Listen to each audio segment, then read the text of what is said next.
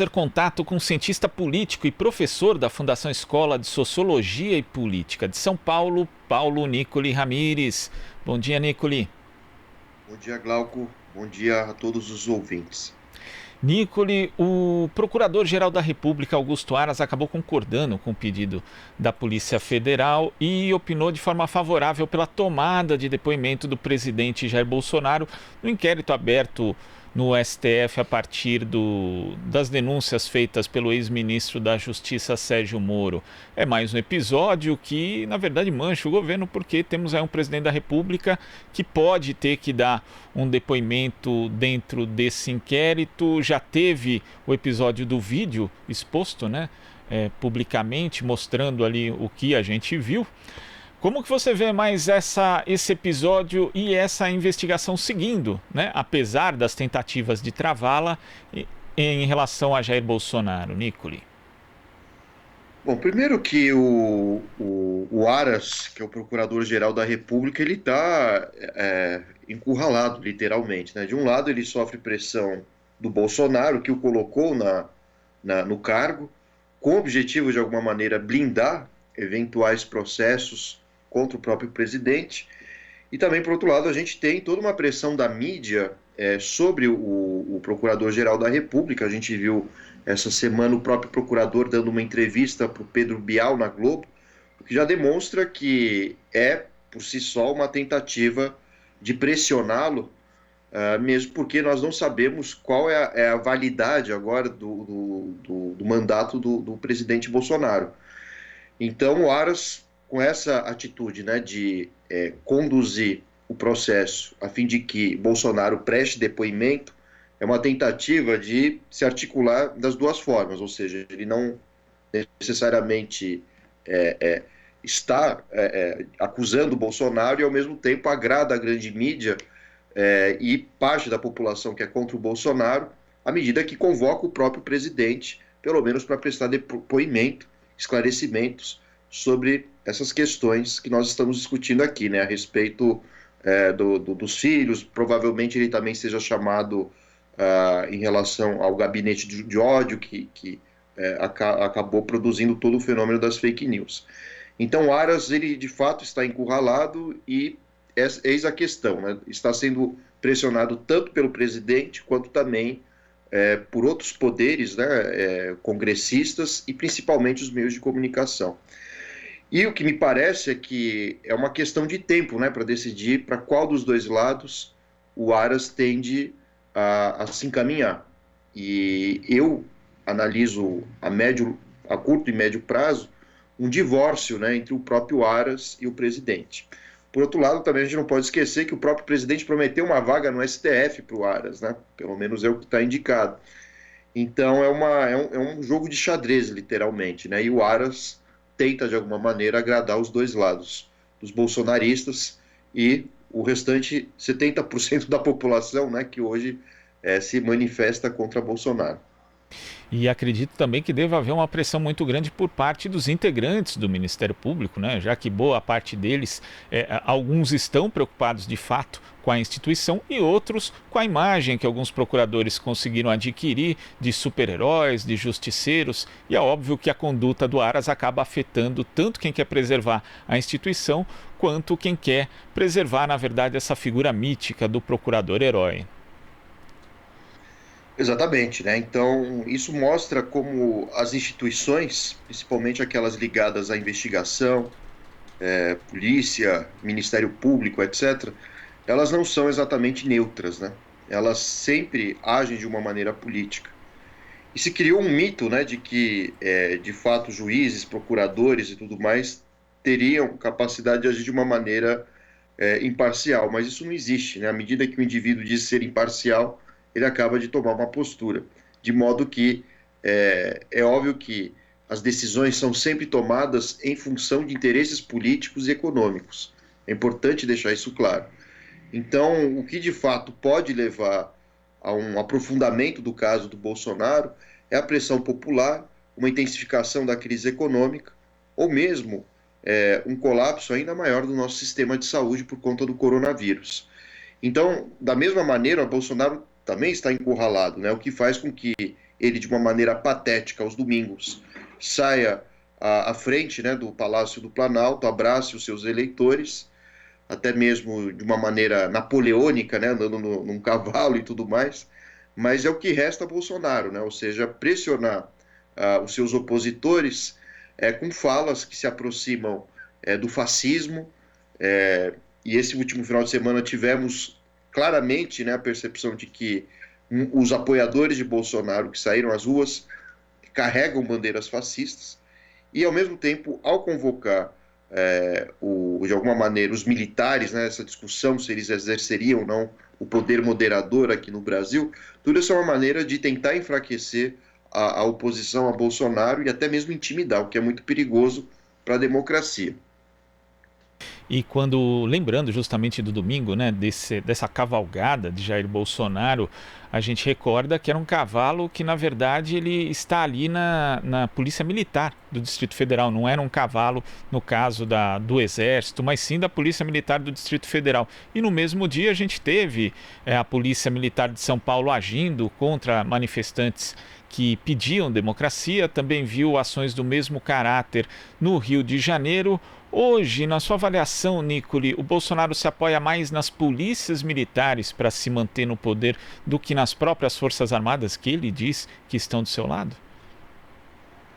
Bom, a polícia é sempre uma instituição ligada aos governos do Estado, né?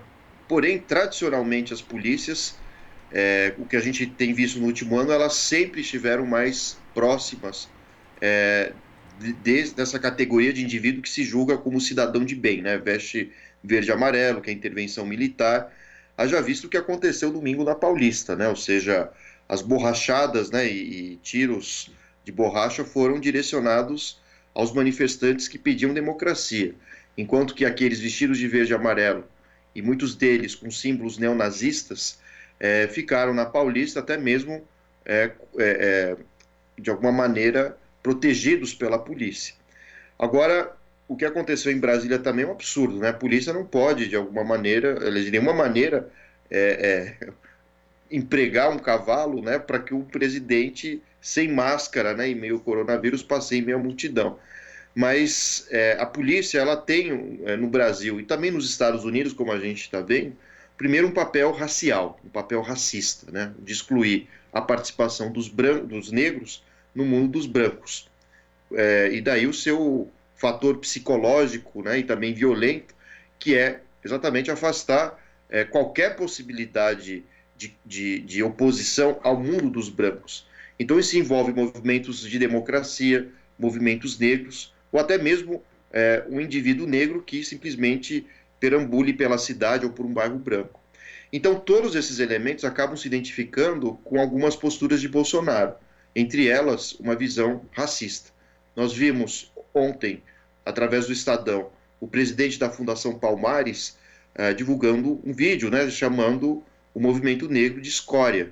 E isso tudo ilustra como o governo Bolsonaro tenta permanentemente deslegitimar as pautas sociais, entre elas o movimento negro, atacando, né, dizendo que seria injusto você fornecer cotas, de que seriam movimentos de preguiçosos, vagabundos. Então, são palavras que saem do próprio presidente ou dos seus aliados. O que mostra, querendo ou não, que é um governo de tendência racista e que cada vez mais se consolida enquanto tal, né? Isso é um ponto muito problemático que a gente precisa discutir. E você citou essa declaração do presidente da Fundação Palmares e que também revela um tipo de iniciativa corriqueira por parte não só do presidente da República, como dos integrantes, inclusive de membros da sua família, que é a busca incessante por inimigos, né? Você sempre, na verdade, é aquela tentativa de estabelecer uma narrativa que o governo está tentando trabalhar, mas estão impedindo. Então, quem está impedindo é o movimento negro, são os movimentos populares, é o STF, é o Congresso Nacional. Tem sempre um inimigo de ocasião para escolher e também para aumentar a mobilização da sua base. Você acha que vai continuar, o governo deve acirrar, aumentar ainda mais o uso desse tipo de artimanha, Nicoli? Sim, é uma artimanha típica dos fascistas, né? A gente não pode esquecer disso, né? Hitler não teria chegado ao poder sem acusar permanentemente os socialistas na Alemanha A mesma coisa com Mussolini na Itália também, permanentemente criticando os comunistas, ora colocando culpa na Alemanha, né, nos judeus, de repente aos deficientes, homossexuais. Então vejam que faz parte, né, das artimanhas do governo e ao mesmo tempo confundir o seu eleitorado, né? Então, se, por exemplo, estiver chovendo, Bolsonaro dirá que não está chovendo e vai tentar convencer os seus eleitores de que não chove. Isso aqui é só uma metáfora simples, né? Mas permanentemente o governo Bolsonaro é um governo negacionista de princípios científicos, princípios históricos, estudados e consolidados não só no mundo acadêmico, né? Mas também entre os meios de comunicação. Então, ano passado, ao dizer que o nazismo é de esquerda, ao dizer que a cloroquina vai curar alguma coisa, e você vê todos os membros do governo de uma maneira patética defendendo essa postura apenas para manter os cargos e privilégios, a gente começa a ver que é um governo que, no final das contas, desvirtua radicalmente a realidade, tornando seus apoiadores verdadeiros ingênuos, incapazes de perceber que estão sendo ludibriados. Esse é um ponto fundamental aqui. E a paciência da sociedade parece estar cada vez menor, a começar pelos meios de comunicação, né, que também, de uma maneira corriqueira, estão desmentindo, os meios de comunicação estão desmentindo as falas de Bolsonaro e dos seus aliados. E também agora a gente tem um ingrediente a mais, que é a questão das manifestações raciais. Então eu diria que, com o aprofundamento da crise, com cada vez mais a classe média perdendo condições de se sustentar, talvez aconteça algo muito próximo do que está acontecendo nos Estados Unidos. Por que existem tantos brancos apoiando o caso do George Floyd, né, misturando a população negra? Porque essa parte da população branca americana está empobrecendo, foi demitida, não tem mais o mesmo acesso ao consumo, o que produziu uma identificação desses indivíduos desempregados brancos com a condição corriqueira dos negros, discriminação, falta de acesso a serviços públicos, etc. e tal. E no Brasil a marcha não parece ser tão diferente. A gente já tem uma grande quantidade, óbvio, né, da população negra marginalizada, excluída, sem acesso à saúde, educação, morando em favela, sem saneamento básico. Só que agora a gente começa um novo movimento aqui no Brasil, em que, com quase 3 meses de coronavírus e de quarentena, a classe média está perdendo o poder aquisitivo e não está conseguindo pagar as suas dívidas.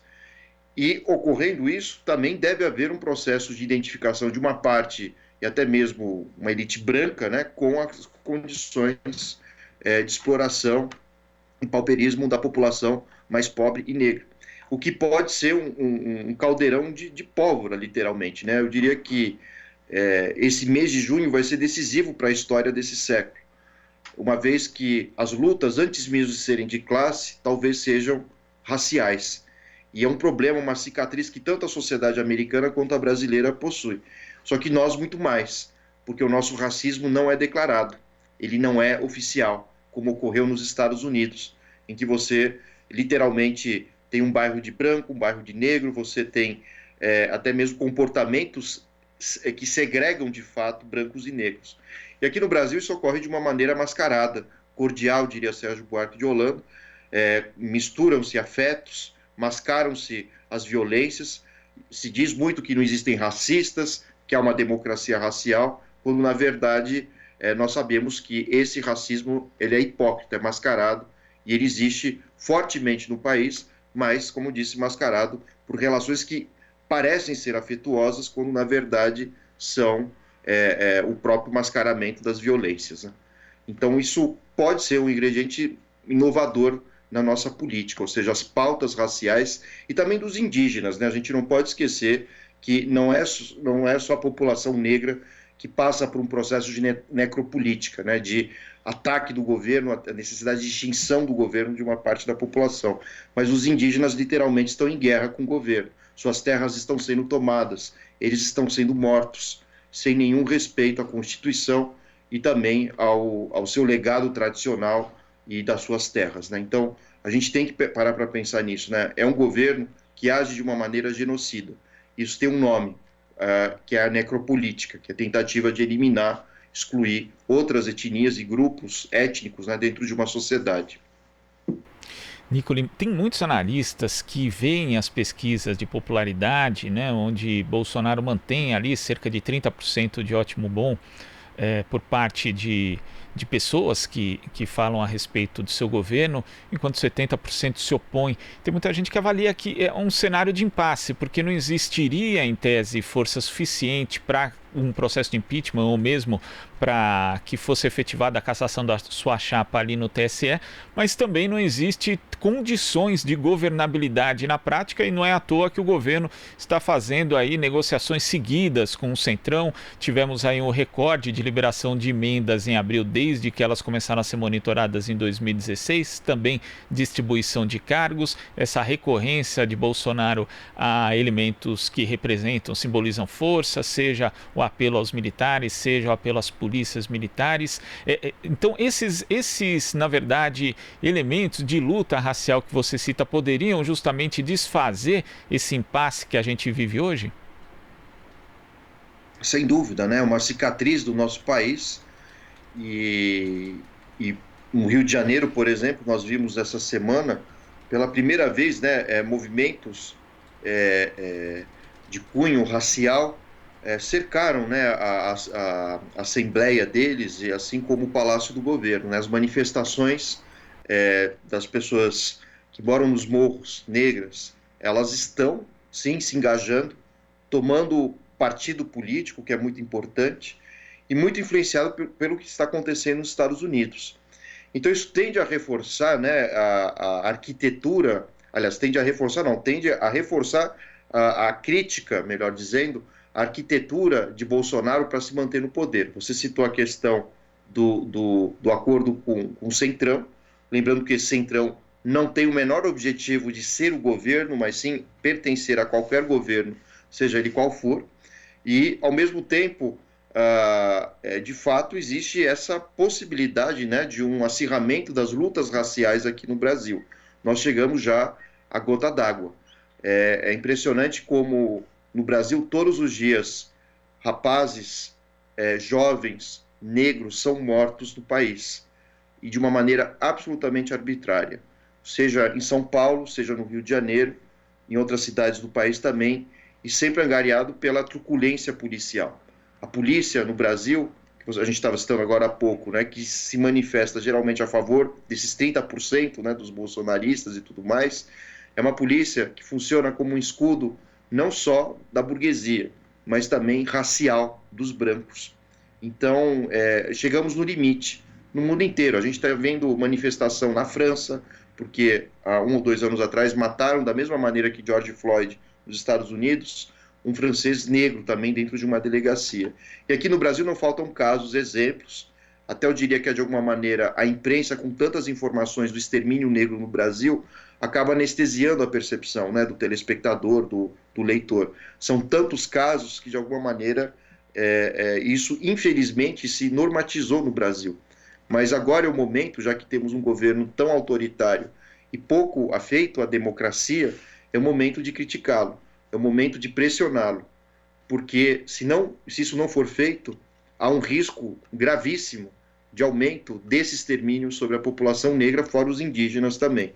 Pensemos também no público LGBT, o pessoal que é de esquerda, as mulheres também, as violências, né, todas sofridas por elas. Então, de fato, é um governo que consegue fazer algo extraordinário, não porque ele quer, mas é extraordinário porque contra o governo Bolsonaro conseguiu-se unir liberais e a esquerda ao mesmo tempo contra o Bolsonaro.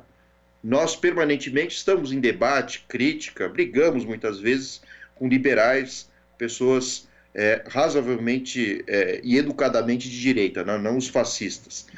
Mas a gente nunca se bate, a gente não quer a eliminação do outro, a gente acha importante a existência da contradição, do diálogo.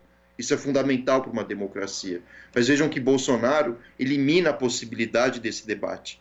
Bolsonaro é um governo incivilizatório, é um governo que age contra os próprios princípios democráticos. Então, hoje a gente vê crescendo no país todo um movimento de progressistas, sejam eles liberais, sejam eles de esquerda, porque o fundamental agora é garantir minimamente a existência da nossa democracia, a possibilidade de que todos possam participar e cada vez mais abrir possibilidade de que grupos excluídos participem também, sobretudo a população negra, a população indígena, mulheres, público LGBT, deficientes. Então, esse é um momento que, embora seja muito difícil para a história do país, é um momento em que as bandeiras políticas precisam ser levantadas. E é preciso a gente demonstrar que o mais importante é a gente conseguir preservar a civilidade. Não se trata mais de uma disputa entre esquerda e direita que nós estamos vivendo hoje, mas sim entre civilização e barbárie. E se Bolsonaro permanecer no poder, a tendência é que o governo cada vez mais desafie a sociedade, tornando-se cada vez mais autoritário, e as nossas liberdades individuais e direitos tendem a literalmente desaparecer, né? Então, é por isso que é um momento histórico muito importante. Não é possível mais manter Bolsonaro no poder. Bolsonaro é um risco à paz, é um risco à civilização, é um risco à ciência, é um risco aos mais pobres e todo o público que a gente já discutiu aqui, né? Negros, mulheres, LGBTs, a esquerda, etc. e tal, né? Então, é isso que a gente precisa parar para pensar. Tá certo, Nicoli. Muito obrigado pela sua participação aqui no Jornal Brasil Atual e até a próxima. Até a próxima, muito obrigado. Conversamos aqui com o cientista político e professor da Fundação Escola de Sociologia e Política de São Paulo, Paulo Nicoli Ramires. Você está ouvindo Jornal Brasil Atual. As notícias que os outros não dão.